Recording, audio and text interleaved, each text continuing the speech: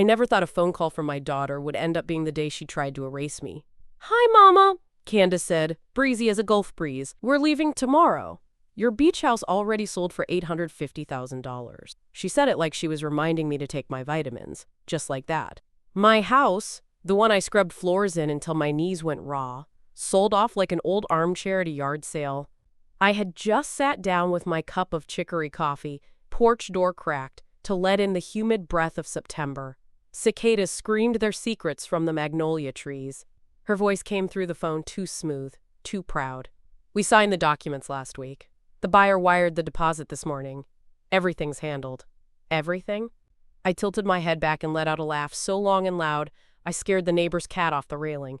"Oh, baby," I said, stirring my coffee slow. "You forgot one thing." Silence. "What's that?" she finally said. "You tried to sell a house that legally ain't yours." The silence this time wasn't empty. It was electric. Like a fuse had been lit somewhere in her fancy Texas condo. The kind she moved into after Bryce landed that defense contractor job. The kind they said made them too busy to visit anymore. I didn't raise my voice. Didn't cuss. Just sat there in my cotton house dress, the one with faded sunflowers, watching the heat waves ripple over the driveway. "You'll need to cancel whatever plans y'all made," I said gently, "because y'all don't own a lick of that property." She didn't argue right away. That was how I knew she hadn't seen it coming. Candace always argued. Debate team captain, high school and undergrad. Top of her class at Ole Miss Law. She didn't inherit my hands, but she sure inherited my mouth. "Bryce said," she began, then stopped. "Tell Bryce," I said, setting my coffee down. "He should have checked the courthouse before he got so comfortable." The click when she hung up didn't bother me. In fact, it gave me peace, because what they didn't know, what they hadn't bothered to ask, is that I'd already moved that deed, 3 months ago in fact. And the paper trail? Let's just say it was airtight. They tried to cash a check that wasn't theirs. And now they were about to learn what happens when you underestimate a woman who balanced city budgets for 38 years. 3 months earlier, back in June, the air had felt different, sticky, but still, like it was waiting for something to shift. I remember it was a Wednesday because Shirley had dropped off muscadine jelly that morning, still warm from her stovetop. That was the same day Bryce pretended to fix my printer. He'd shown up unannounced, holding a USB cord like a tail between his fingers. "Just want to make sure everything's running smooth for you, Miss Clara." That man never called me Mama. Never tried to, either. Always polite, always smiling, always looking just past me like I was a receptionist in my own house. He crouched beside the desk in the back room where I keep my documents. Old utility bills, insurance forms, my pension slips. "It's not connecting to Wi-Fi," he muttered, reaching toward the tower. But the printer's wired, and we both knew that. I watched him in the reflection of the curio glass as he opened the bottom drawer, where I'd foolishly left the property folder half tucked under my father's military flag. His hand moved like it belonged there, confident, too comfortable. That was when the hair on my neck stood up. I didn't say a word until he asked about my insurance provider, pretending he needed to scan something for Candace's files. I gave him a smile cool as sweet tea and said, "Everything's taken care of." The moment he left, I didn't sit down or even breathe deep. I walked straight to the safe behind the linen closet, took out the original beach house deed from 2002, and locked it in my purse. By Friday morning, I was at the offices of Gulf Coast Title, asking quiet questions to a clerk named Dawn, who used to go to New Zion Baptist before she moved over to the Episcopal Church. She printed what I needed, highlighted the boundary lines, and pointed out that the house was still jointly owned, my name beside my late husband's. That night, I read every page with a red pen in one hand and my glasses slipping down my nose. My late husband Leonard would have said I was being paranoid. But Leonard never met a man like Bryce. By Sunday, I had the trust paperwork downloaded and bookmarked. Monday, I called Alonzo Briggs, no family lawyer, no church acquaintance, someone whose loyalty came with a retainer fee and a lockbox key. Because the moment I saw Bryce's hand in my file drawer, I knew they weren't just visiting. They were casing the joint. Candace had been fading for a while, like a photograph left too long in the sun. She called less often, birthdays reduced to emojis and late-night texts. No more midweek lunches at Frida's. No more surprise pound cakes, just because. By last Thanksgiving, her visits had started feeling like appointments, brief, efficient, and without warmth. Then came Christmas. They arrived late, blaming traffic on I-10, though the roads had been clear as glass that day. Candace wore heels too high for the hardwood and a jacket that still had the store tags stitched inside. Bryce stayed glued to his phone, only looking up long enough to hand me a glossy flyer. I wiped my hands on my apron and took it. Active Senior Lifestyle Villas. It read, pastel sketches of retirees doing Tai Chi, holding hands over mahjong tiles, smiling like their bones didn't ache. Brand new units just opened up in Baton Rouge, Bryce said, his voice bright as tinsel. Amenities, security, everything handled. I looked at Candace, but she didn't meet my eyes. Instead, she leaned in. Her tone dropped just enough to sting. Retired people don't need real estate, Mama, not property by the water. That sentence settled in my chest like wet cement. I kept smiling, nodded like I was listening, but I folded the flyer twice and slid it under the casserole dish. They kept talking about low maintenance, about the future, about peace of mind, but what I heard was a proposal dressed as concern. Later that evening, after everyone else had gone to bed, I walked into the guest room where Candace was scrolling on her tablet. I sat down beside her on the edge of the bed, the way I used to when she had nightmares about thunder. "You think I don't know what this is?" I asked quietly. She didn't look up, just kept tapping. What is? This new interest in my comfort. This urgency for me to let go of the house. The condo brochures. The Baton Rouge pitch. All of it. Finally, she looked at me, face smooth, unreadable. "We're just trying to make things easier for everyone." Everyone. Not once had she said easier for me. I kissed her cheek and turned out the light. That night, I stayed awake counting everything I had paid off. Every roof repair, insurance premium, and property tax, while the people I once held in my lap calculated my square footage. The first real sign came in July, just after the 4th. Gulfport's heat had settled in heavy, pressing down on every surface like a damp quilt. I was shelling butter beans on the back porch when my landline rang, an old habit I'd kept even after the world moved on to cell towers. It was Shirley next door, breathless like she'd run from her kitchen to the phone. "Clara May, there's a man walking around your yard with a clipboard," she said.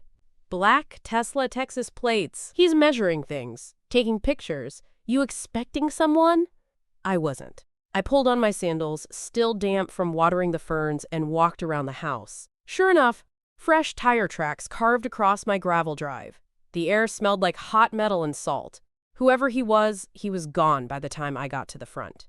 That evening, I called Candace. She answered on the second ring, too chipper. "Hey, Mama, how's my favorite lady?" There was a man outside the beach house today. Tesla. Clipboard. Shirley saw him walking the fence line. "Oh, that," she laughed, a little too fast. "Just routine appraisal stuff, Mama." Bryce had someone swing by. He's thinking of helping us refinance his student loans, and the lender asked for assets. No biggie. No biggie. She tossed it out like she was explaining away a smudge on the counter. But the problem with being a former municipal accountant is that numbers speak clearer than people do. Appraisals aren't casual. They're legal steps with timestamps and intentions. You don't send strangers to photograph a house unless there's money trying to move. I stayed quiet for a beat too long. She filled the space. "Really, Mama? It's nothing to worry about. Bryce is just exploring options. You know how things are these days? Student loans, interest rates, kids our age trying to stay ahead. You wouldn't believe the pressure." I could hear the clink of ice in her glass, the murmur of Bryce's voice in the background. She wasn't alone. I wasn't meant to call. "Well," I said finally, "I'd appreciate being told when strange men show up on my property." There was a pause, a shift. "You're right. Sorry about that." But she didn't mean it. That night, I went through my files again, checked every line of the property assessment, the last tax receipt, the insurance declaration. By that Saturday, I was sitting across from Attorney Alonzo Briggs in his third-floor office on Howard Avenue. The elevator smelled like old carpet and lemon oil, and the walls of Briggs and Salazar were lined with framed photos of jazz musicians and local ribbon cuttings. A quiet kind of power lived in that space, the kind you don't shout about, just sign for. Mr. Briggs, sharp in his pinstripe shirt and tortoiseshell glasses, listened patiently as I laid everything out. My husband's passing in 2015. The warranty deed from 2002. The mortgage I'd paid off the spring of 2018, $162,000, wiped clean with my pension and Leonard's life insurance. He didn't interrupt, just nodded, took notes, and spread my documents across the desk with the care of a man handling something sacred. When I mentioned Bryce's recent appraisal, his expression didn't change, but he did reach for a drawer and pull out a stapled pamphlet.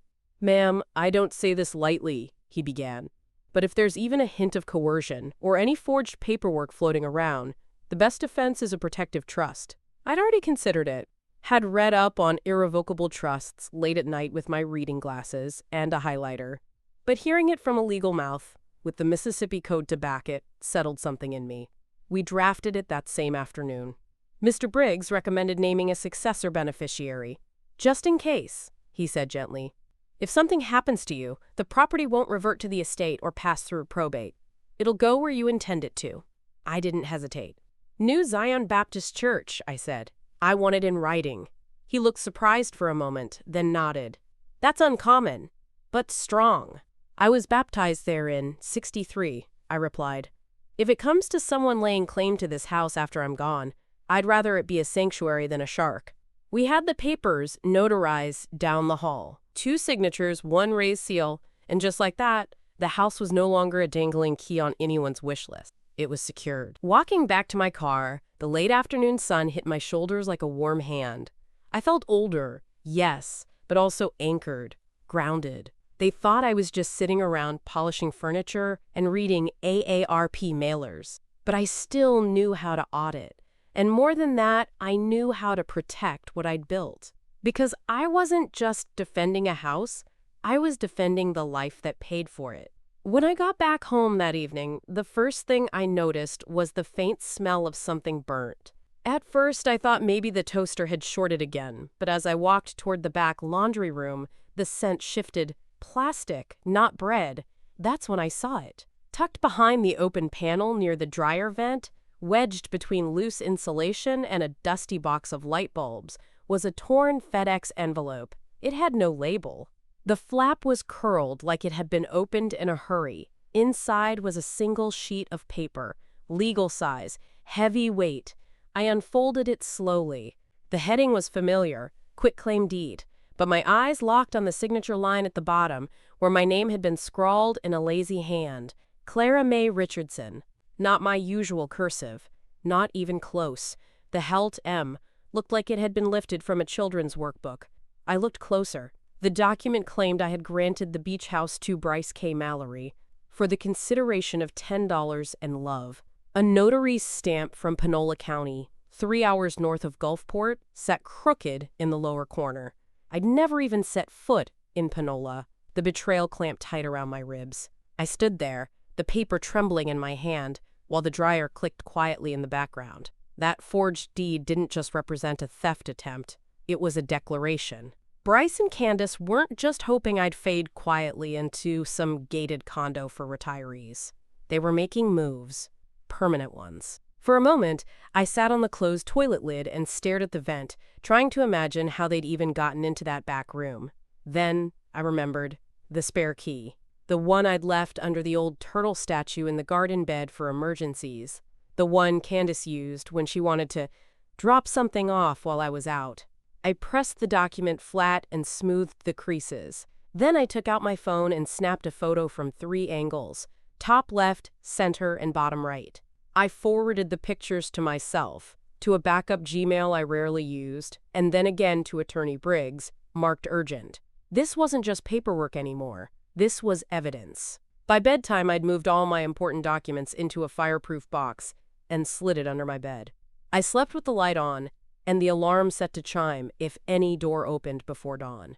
I hadn't touched a ledger in years, but muscle memory runs deep when you've spent decades tracing pennies across city budgets. The next morning, I sat at my dining table with a fresh notepad, 3 different color pens, and the laptop I only ever used for Sunday sermons and online crossword puzzles. I started with the parcel ID from my latest property tax statement, 13 digits, all tied to the beach house. From there, I pulled up the Harrison County Tax Assessor's site, clicked through the property map, and opened the public title transfer log. I traced the record history line by line, comparing each date, name, and instrument type. My name still sat on the original deed, but someone had tried to file an amended entry in mid-June. It hadn't gone through, likely because the paperwork was incomplete. But the attempt was there, plain as day. Next, I cross-checked the quitclaim's notary number. It belonged to a firm out of Batesville, Panola County. I called the office and asked, as sweet as I could manage, whether Clara May Richardson had visited in person that week. The clerk hesitated, then confirmed no such name had signed their book. That was all I needed. Then I pulled the string tighter. Bryce had mentioned his consulting work a while back, some vague strategic investment firm he claimed to run. I searched Mississippi's business registry for anything tied to his full name. That's when it appeared. Mid-South Holdings Ventures, LLC. Registered in June. Mailing address? My beach house. That's when something inside me hardened. He wasn't just trying to steal the house. He was repackaging it, laundering the theft through a shell company as if that would keep his hands clean. But he'd used my property address for the LLC's business correspondence. That was a thread I could pull, document, and drag straight into the light. I printed the filings, highlighted the connections, and clipped them together with a note for Attorney Briggs. Each page told a story they thought I'd never bother to read. But I'd seen decades of municipal contractors try the same tricks. New names, fake firms, mismatched addresses. The minute someone tries to build something on land they don't own, the paper trail always leaks. They thought they were clever, thought I was soft. But I'd balanced books through 3 city audits and lived through Leonard's cancer without missing a single payment. I waited until Sunday to confront them. Not out of fear. No, I needed the timing. Candace always called Sunday reset day, her ritual brunch at Frida's Cafe on Courthouse Road. Same corner table, eggs Benedict with extra capers, and a mimosa that she swore didn't count because it was before noon. Bryce would tag along, scrolling his phone between bites, playing attentive husband when the check came. I walked in just past 11. The hostess blinked when she saw me. This wasn't my usual scene. Frida's was sleek, all white marble tabletops and turmeric lattes. I wore a linen blouse and flats. Under my arm, a leather folio I hadn't used since my last city audit. They were already seated. Bryce had a napkin tucked into his collar. Candace's laugh froze midair when she spotted me. "Mama," she said, startled but smiling too fast. "What a surprise!" "I needed a bite," I replied, sliding into the seat across from them. "Mind if I join?" Bryce straightened in his chair. "Of course not. You should have called." "I prefer face-to-face," I said, placing the folio gently on the table. "Especially when the stakes are high." They exchanged a glance. "So," I began, unfolding a single sheet. "This here's a printout from the Mississippi Secretary of State's office. Bryce, recognize the business name?" He blinked. What is this about?" "Mid-South Holdings Ventures, LLC. Registered under your name. Mailing address listed as my beach house. Care to explain?" Candace's voice cut in, syrupy. "Mama, maybe we should talk about this another time. You've seemed a little scattered lately." I looked her square in the eye. "I've never been sharper." Bryce chuckled, feigning surprise. "Maybe you're reading too much into things, Clara. Sometimes paperwork overlaps, you know how it is." I pulled out the photocopy of the forged quitclaim. "Does this overlap too? Because this says I transferred my house to you. Only problem is, I've never set foot in Panola County. And that's not my handwriting." His smile vanished. Candace leaned in, her tone low. "Maybe you should be resting more, Mama. You've had a lot on your plate. You might be confused." I folded the papers slowly and tapped them into a neat stack. "No, sweetheart. What I am, finally, is awake." I stood. Left the untouched menu on the table. Their brunch cooled in silence as I walked out, sunlight catching on the gold corner of my folio. They'd tried to make me question my mind, but all they'd done was confirm their plan. Back home, I didn't waste time. I scanned the forged deed, double-checked the metadata, and emailed it to Attorney Briggs with the subject line, "Forgery, attached evidence and timeline." Within the hour, he replied with 3 words, "Come in tomorrow." I also forwarded the same file to Shirley. I wanted a second set of eyes on it, someone grounded in common sense. She'd lived next door to me for 22 years, taught home EC before they gutted the program, and could spot a lie from 3 yards away. Her response came within minutes. "Girl, you didn't sign this crooked mess. The R in Richardson looks like a drunk raccoon wrote it. You want me to testify? I will." That made me smile. I needed that. Because even with trust papers in place, it felt like my skin itched from being touched by something oily and foul. The trail isn't loud. It's quiet and rotting, like wet wood under paint. Next morning, Briggs laid out a plan. He'd already compared the fake deed against my verified 2018 signature from my refinance, where I'd signed no less than 23 pages, initialed every corner. The handwriting expert he'd worked with on past fraud cases would be retained by week's end. He also advised contacting the notary's office from Panola County to request a sworn statement confirming I'd never appeared. "The deeper we go," he said, "the better. Judges don't deal in feelings, they deal in pattern." Before I left his office, he notarized an affidavit attesting to the forgery and included the time-stamped email I'd sent him with the scanned deed. Everything legal, everything official. We were building a file that could stand up in court or anywhere else. On the way home, I stopped by Office Depot and bought a new lockbox, fireproof and portable. I also picked up a slim black flash drive and backed up every piece of correspondence, emails, scans, screenshots from my phone of Candace's texts over the past year. Not threats, exactly, but plenty of clues in hindsight. That evening, Shirley dropped off a sweet potato pie and sat on my porch. We didn't talk much, just watched the heat lightning over the water. "You gonna fight this?" she asked finally.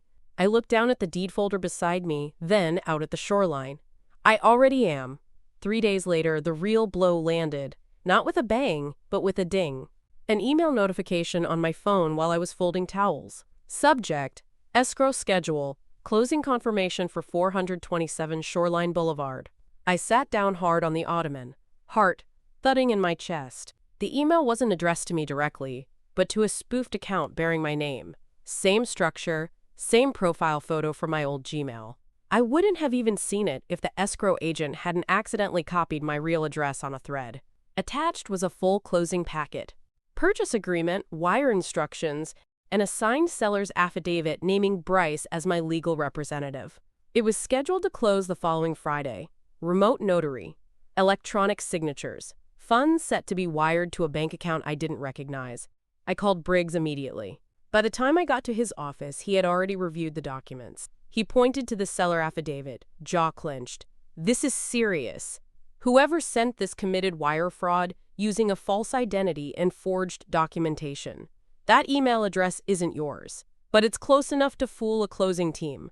I scanned the file again. The buyer was listed as a couple from Dallas, investors who'd never stepped foot on the property. Bryce had marketed it as a, quote, retirement liquidation sale, claiming his mother was relocating to assisted living and needed, quote, immediate asset conversion.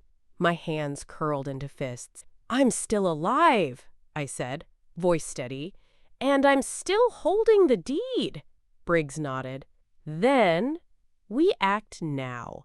He drafted a cease and desist letter on the spot, paired it with certified copies of the trust paperwork, and included my notarized affidavit. Everything was bundled into a single file with a subject line that couldn't be ignored. Immediate fraud intervention, unauthorized sale attempt. He sent it to the escrow office, the closing attorney, and the notary firm listed on the digital authorization form. Within hours, we received confirmation. The sale had been paused, flagged for investigation. The buyer's attorney requested verification of ownership. That night, I didn't sleep much. I sat at the kitchen table with the lights off, the street lamps outside, casting gold lines across the linoleum. I thought about Leonard, how he'd always believed Candace would take care of me one day. But she wasn't preparing to care for me. She was preparing to collect. And now, they were one wire transfer away from succeeding. Friday morning came heavy with fog, thick overpass road, like the air itself was trying to hide something. I dressed carefully, linen slacks, collared blouse, gold watch Leonard gave me in, 93. I wanted to walk in as the rightful owner, not someone fumbling for legitimacy. Coastal Title Solutions was tucked between a nail salon and a law office in a strip mall with cracked pavement and one too many handicapped spots. I pushed the door open and stepped into cold air and quiet tension. The receptionist looked up, startled. "Can I help you?" I slid the folder across the counter. "I'm Clara May Richardson. This property," I tapped the address on the top document, "is mine. And someone's been trying to sell it out from under me." Within minutes, the escrow manager came out. Angela Moreno, younger than Candace, but with sharper eyes. She brought me into a side office. No frills. Just a laminate desk, 2 chairs, and a screen displaying a digital dashboard of transactions.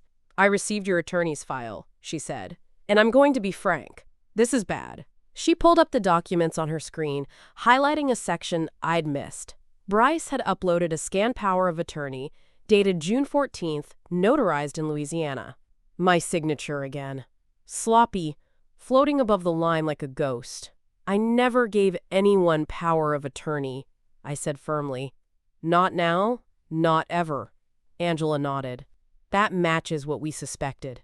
After Mr. Briggs' cease and desist, we initiated an internal hold and escalated to our compliance team." She printed the fraud report, added my notarized trust deed, and logged the incident into their system under high priority. "We'll need a statement for the file. Just your own words about when you discovered the forgery and your knowledge of the sale attempt." I signed it slowly, every letter neat. Then I handed her the flash drive with all the backups. Emails, signature comparisons, county records, the LLC registration. Angela flipped through a few, her brow furrowing deeper by the second. "You built quite a case, Ms. Richardson." "I used to track budgets for City Hall," I said. "People lie. Numbers don't." When I left, she walked me out herself. The air had cleared a little, the fog pulling back from the street. The danger wasn't over, but the current had shifted. They hadn't expected resistance, certainly not from me. That evening, I stood alone in my kitchen, steam rising off the pot of collard greens like a soft exhale. I'd chopped them slow, the way Leonard used to like, seasoned with smoked turkey and a touch of vinegar. I wasn't even hungry. It was just something to do with my hands. The kitchen radio hummed in the background, some gospel station playing Mahalia Jackson low and sorrowful. Outside, the crickets started early, and the porch light flickered as if even the house could feel the strain. On the wall above the stove hung our wedding photo. Leonard in his Air Force blues, me in a lace dress I'd sewn myself. We were 22 and fearless. I wiped my hands on a towel and stared at it for a long time. It hit me then, with no warning. I'd spent the last month fighting to keep my name from being erased, but the deeper wound had nothing to do with real estate.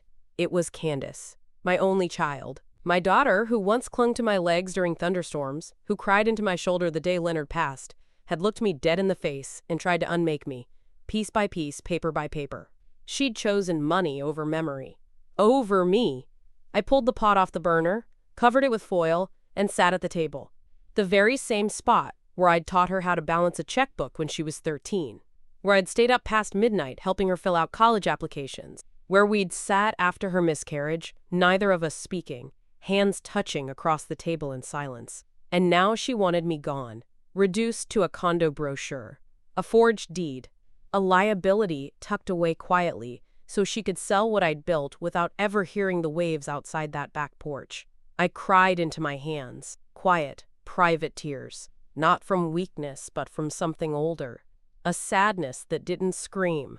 It just sat heavy in your marrow and waited for you to notice. Then I wiped my face, folded the towel, and opened the trust folder again. They could forget who I was, but I wouldn't. And before this was over, neither would anyone else. The following Monday, I sat in Attorney Briggs' office with a copy of the quiet title petition in my lap. The language was dry, but I read every line twice. It was the legal equivalent of drawing a boundary in permanent ink, declaring in court that no one else had any claim to the beach house. Not Bryce, not Candace, not anyone they'd whispered to behind closed doors. Briggs tapped the last page with his pen. "Once we file, they'll receive notice by certified mail. That'll be the moment it turns real." "Good," I said.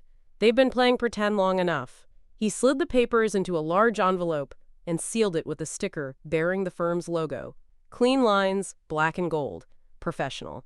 Final. I tucked it into my purse alongside my reading glasses and a folded list of names. There were still people who needed to know the truth.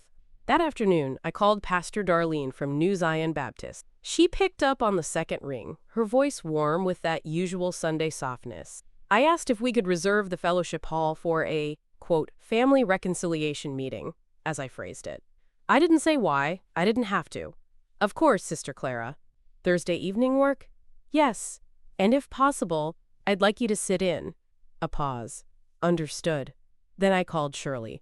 I need you there too, I said. Not as a neighbor. As a witness. Her breath caught. You laying it all out? I looked out the window toward the water. I'm tired of being quiet. She didn't hesitate.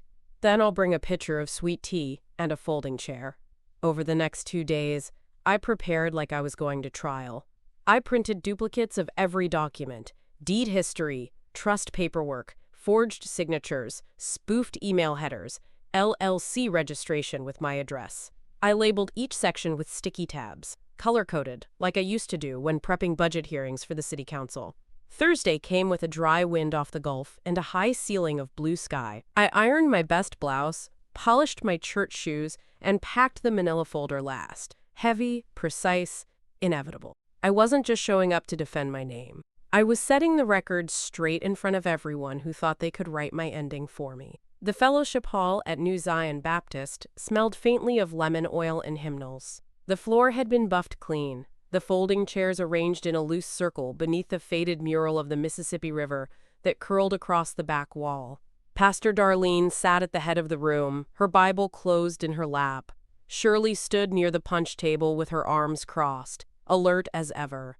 I arrived 10 minutes early, manila folder in hand. At 6:04 p.m., Candace walked in wearing a blazer and heels too sharp for a church floor. Bryce followed, silent, jaw tight. Behind them came Angela Moreno from Coastal Title, at my request, and one of her paralegals, clipboard in hand. I wanted more than confrontation. I wanted confirmation. Candace took a seat directly across from me, legs crossed, face carefully composed. You said this was about reconciliation, she said softly. It is, I replied. But first, we need to clear the air. I placed the manila folder on the center table and opened it slowly, like a courtroom exhibit. Let's begin with what y'all forgot. I laid out the forged quitclaim deed, slid it across to Angela. Notice the signature. Wrong slant, inconsistent loop on the R. This was filed with a notary from a county I've never stepped foot in. Angela nodded once, flipped to the next page. Then I showed the spoofed email headers, the escrow documents with my name misspelled, Clara instead of Clara, and the shell company Bryce had registered using my beach house address. Every sheet was marked, time-stamped, verified. Here's the original deed from 2002, I continued, voice steady. And here's the irrevocable trust, executed in June. House placed under my sole authority. Successor beneficiary? New Zion Baptist. A quiet gasp rose from someone in the back. Pastor Darlene folded her hands and said nothing. Her silence was a verdict all its own. Angela cleared her throat. From a title standpoint, the trust deed is valid. The sale was canceled due to confirmed fraud. Our internal audit supports Ms. Richardson's documentation. Candace's face drained of color. Bryce stood abruptly. We were trying to protect the asset, he snapped. She's not in the best state of mind. From its rightful owner? Pastor Darlene asked, her voice gentle but sharp. Silence followed. Thick, sour, undeniable. I gathered my papers, stacked them neatly. I didn't come here for revenge, I said. I came for truth. And now, it sat on the table in front of all of them. Impossible to deny. I didn't sit down again after that. There was no need. The evidence had done its work, splayed out across that folding table like a second gospel. Bryce stood frozen beside his chair, hands twitching at his sides. Candace looked smaller somehow, her posture tight, her voice lost. Angela continued flipping through the documents, professional to the end. This registration here, she said, tapping the LLC form, lists your beach house as its principal address. That's a legal filing, not just a clerical error. That ties Mr. Mallory directly to an attempt to misrepresent property ownership for financial gain. No one said a word. Then she held up the trust deed, the one we'd filed back in June. Long before Bryce's little scheme had gained traction, the seal shimmered under the church lights. filed and stamped by the Harrison County Chancery Clerk. Executed 3 months ago. Supersedes any false claims filed after. The property belongs to Clara May Richardson. Candace swallowed. Mama, you thought I was asleep. I interrupted, my voice level. You thought I wouldn't check the records, that I didn't understand how deeds worked, that I'd just nod along while y'all slipped the floor out from under me. Bryce opened his mouth to protest again, but Pastor Darlene raised her hand without looking at him. I think it's time we listen rather than defend, she said, especially when a sister in this church came with facts and not feeling. A few heads nodded. Shirley let out a low hum of approval. I closed the folder. There was a time I'd have forgiven this, quietly. Maybe even blamed myself for raising a daughter who'd trade her mother's dignity for cash. But I'm done holding shame that doesn't belong to me. Candace looked down at her lap, the veneer cracking. I changed the locks, I added. Your key won't work anymore. I've also notified the HOA and the property insurance company. From this point forward, any contact regarding that house goes through my attorney. The room sat in stillness, not tense. Resolved. Angela stood and offered me a firm handshake. Thank you for bringing everything forward. Pastor Darlene smiled, faint but full. Sometimes truth needs a witness, she said softly. After the meeting, word moved faster than the tide on a hurricane watch. Gulfport's grapevine didn't need Facebook or flyers, just a few pairs of ears and a good pair of walking shoes. By Friday, Shirley told me half the HOA had heard about the family showdown at New Zion, and the other half were asking for details. I told them the Lord's house saw the devil's paperwork get burned, she said, sipping sweet tea on my porch. Cleanest victory I've seen in years. She wasn't wrong. By Sunday morning, Pastor Darlene folded the whole truth into her sermon, subtle but unmistakable. Some things, she said from the pulpit, ain't yours just because you expect to inherit them.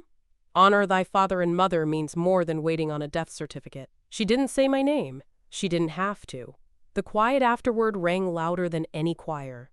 That same day, Bryce's firm quietly put him on administrative leave. Shirley's cousin worked in HR and mentioned something about internal ethics review and misuse of credentials. He'd used his work email in part of the escrow process. Sloppy.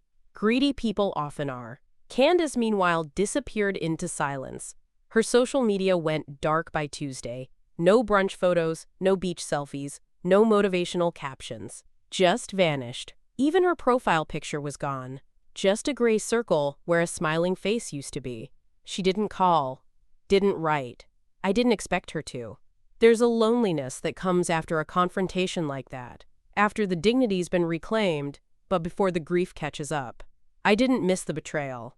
I missed the idea of her. The version I'd once rocked to sleep. But even grief, when honest, is cleaner than pretending. The church ladies brought casseroles and pound cakes like someone had died. And maybe, in a way, something had.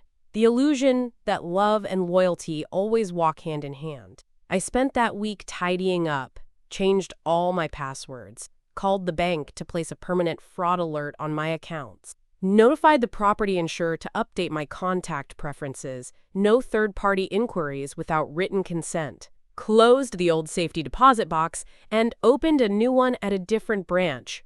If they tried again, they'd find nothing easy to access. The beach house stood unchanged, but I wasn't the same woman inside it. And that was the most dangerous thing they'd underestimated. By October 1st, the court stamped the judgment. Quiet title granted in my name alone. The language was formal, dry as kindling, exclusive legal ownership, extinguishment of adverse claims. But the weight of it settled over my shoulders like armor. That signature wasn't just ink, it was closure. I picked up the certified copy from the clerk's office myself. Drove back to the beach house with the windows down, salt air tugging at my sleeves. The sky was a low stretch of gold, the kind that made everything feel earned. The new keys were cool in my hand. I had them made just 2 days earlier. Brass, heavy, cut clean. I had attached them to a lanyard I found in a shop downtown. Nothing fancy, just a thin cord looped through a white seashell. Something about it felt right. Permanent. First thing I did was change the locks. The sound of the old tumblers falling into a trash bin? That was freedom. Next came the cameras, 4 total, covering every angle. Motion activated. Cloud-backed, password-protected. Then, I walked through the house slowly, room by room, not to check for damage, to reclaim space. I ran my fingers along the sun-warmed wood of the dining table, opened every cabinet, stood barefoot on the back porch, and listened to the waves thrum against the shore. This wasn't just a house. It was my line in the sand. And I had held it. Shirley came by that evening, holding a bundle wrapped in brown paper. "Something for your first night back," she said.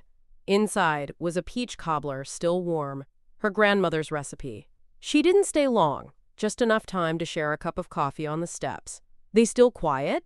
she asked. "Quieter than ever," I replied. "Like they skipped town on their own shame," Shirley grinned. "Let 'em. Gulfport's small. People remember." That night, I fell asleep without the alarm armed. The new locks clicked soft and sure, the cameras blinked green, and my name sat etched on a judgment downtown. There was no parade, no dramatic apology, no movie ending.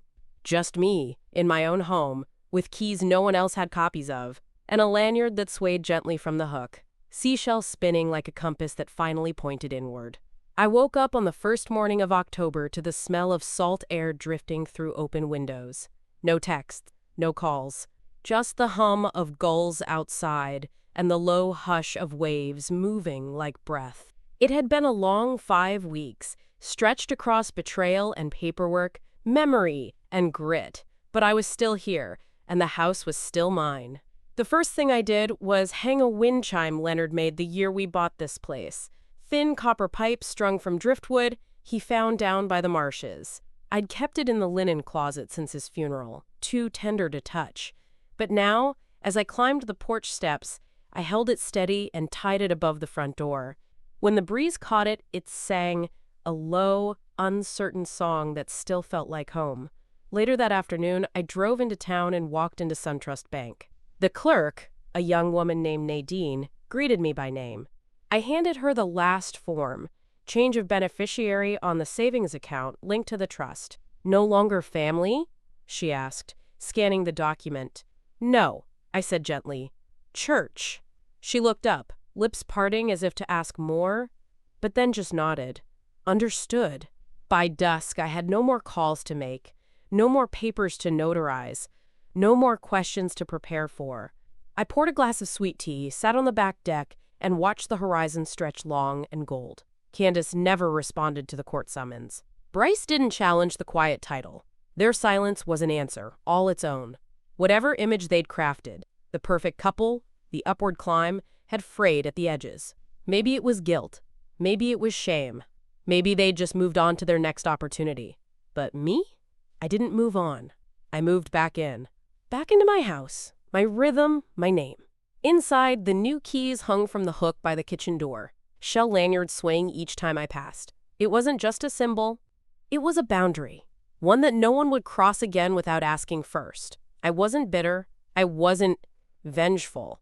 But I was done pretending. Softness meant surrender. Let the wind carry my story if it wants to. Let it chime through these pipes and echo down the coast. Let people know. I didn't just survive this. I reclaimed it.